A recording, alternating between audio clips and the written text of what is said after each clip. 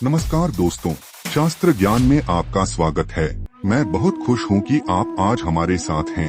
अगर आपने अभी तक चैनल को सब्सक्राइब नहीं किया है तो जल्दी से करें ताकि आप हमारे सबसे नवीन अपडेट्स को मिस न करें।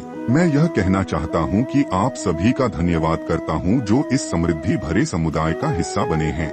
आपका समर्थन हमारे लिए अत्यंत महत्वपूर्ण है और यही हमारे चैनल को मजबूती देता है। बिना और कुछ कहे चलिए शुरू करते हैं। ब्रह्मा पुराण ग्रंथ का आज 32वां दिवस है, लेकिन इससे पहले इस वीडियो को लाइक करना न भूलें और नीचे अपनी राय देने के लिए कमेंट करें। मुझे आपसे बात करना बहुत पसंद है और यह वाकई मेरे चैनल को एक जीवंत अवस्था का स्थान बनाता है। तो बिना किसी देरी के चलिए शुरू करते हैं। कल हमने देखा पार्वती देवी की तपस्या, वरदान प्राप्ति तथा उनके द्वारा ग्राह के मुख से ब्राह्मण बालक का उद्धार। आज देखिए पार्वती जी का स्वयंवर और महादेव जी के साथ उनका विवाह। ब्रह्मा जी कहते हैं, तदंतर समयानुसार हिमालय के विशाल पृष्ठभाग पर पार्वती का स्वयंवर रचाया गया। उस समय वह स्थान सैकड़ों विमानों से घिर रहा था। गिरिराज हिमवान किसी बात को सोचने विचारने में बड़े निपुण थे। पुत्री ने देवाधिदेव महादेव जी के साथ जो मंत्रणा की थी वह उन्हें ज्ञात हो गई थी। अतः उन्होंने सोचा, यदि मेरी कन्या संपूर्ण लोकों में निवास करने वाले देवता, दानव तथा सिद्धों के समक्ष महादेव जी का वरण करे तो वही वांछनीय पुण्य होगा। उसी में मेरा अभ्युदय निहित है।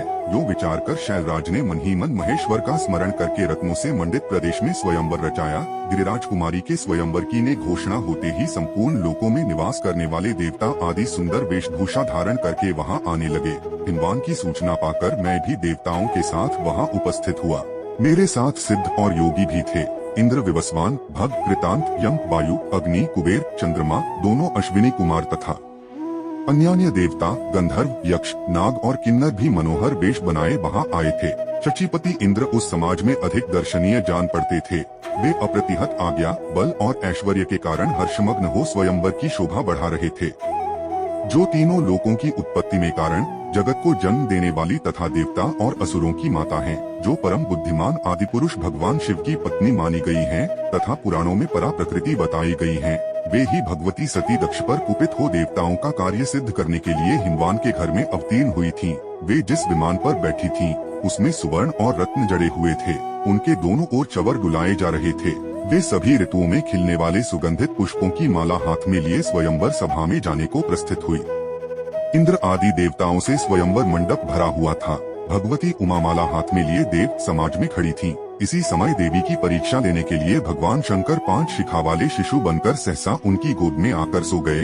देवी ने उस पंचशिख बालक को देखा और ध्यान के द्वारा उसके स्वरूप को जानकर बड़े प्रेम के साथ उसे अंक में ले लिया। पार्वती का संकल्प शुद्ध था। वे अपना मनोवांछित पति पा गए।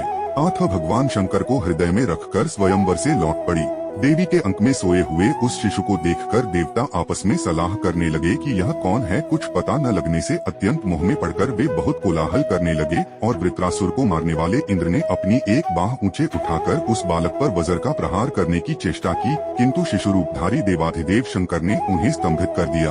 अब वे न तो वज्र चला सके और न हिलडुल सके।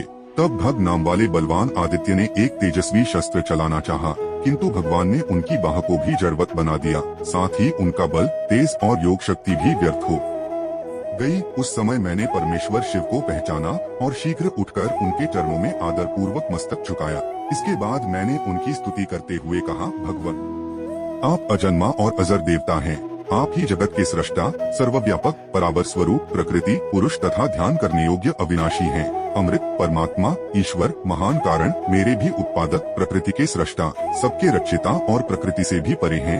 ये देवी पार्वती भी प्रकृति रूपा हैं, जो सदा ही आपके सृष्टि कार्य में सहायक होती हैं।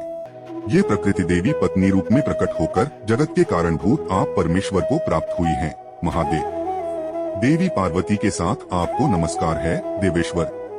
आपके ही प्रसाद और आदेश से मैंने इन देवता आदि प्रजाओं की सृष्टि की है।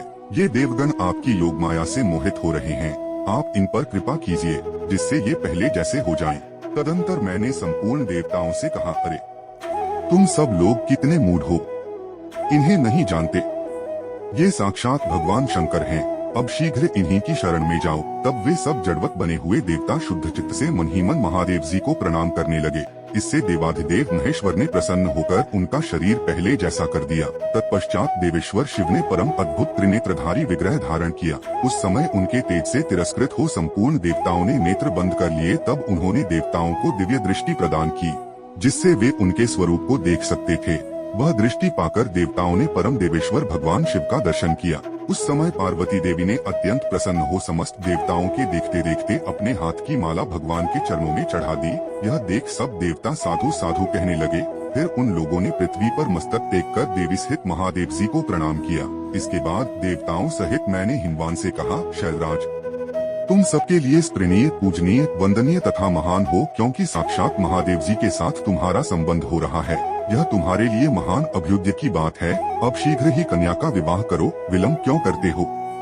मेरी बात सुनकर हिमवान ने नमस्कार पूर्वक मुझसे कहा, देव, मेरे सब प्रकार के अभ्युदय में आप ही कारण हैं। पितामह, जब जिस विधि से विवाह करना उचित हो वह सब आप ही कराएं। तब मैंने भगवान शिव से कहा, देव, अब उमा के साथ विवाह करें। उन्होंने उत्तर दिया, जैसी आपकी इच्छा। फिर तो हम लोगों ने महादेव जी के विवाह के लिए तुरंत ही एक मंडप तैयार किया, जो नाना प्रकार के रखों से सुशोभित था। बहुत से रत्नचित्र विचित्र मणिया, सुवर्ण और मोती आदि द्रव्य स्वयं ही मूर्तिमान होकर उस मंडप को सजाने लगे। मरकत मणि का बना हुआ फर्श विचित्र दिखाई देने लगा। सोने के खंभों से उसकी शोभा और भी बढ़ गई थी।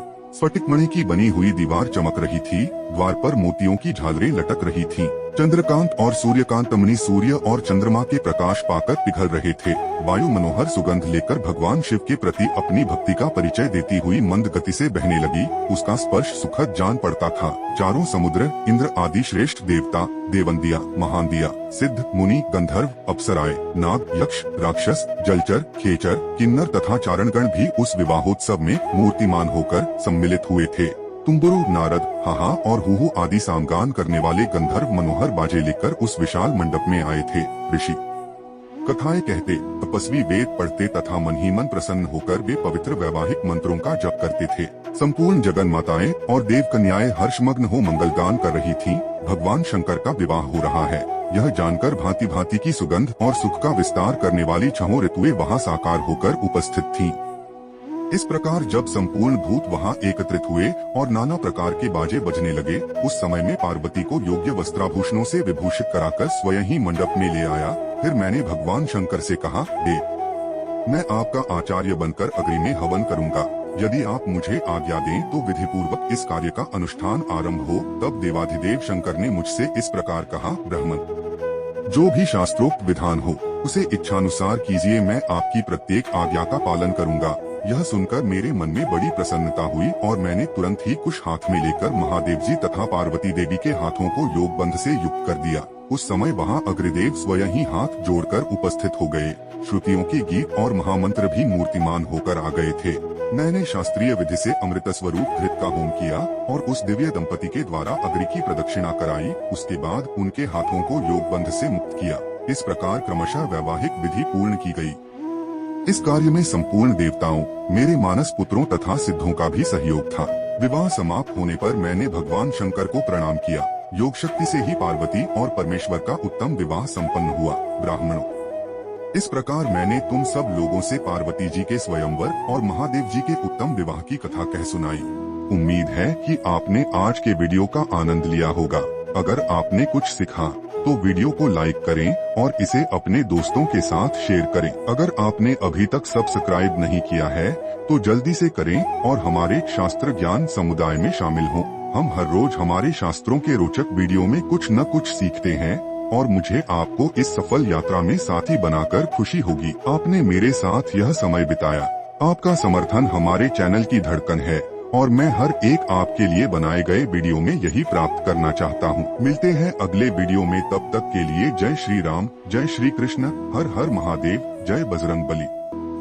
धन्यवाद।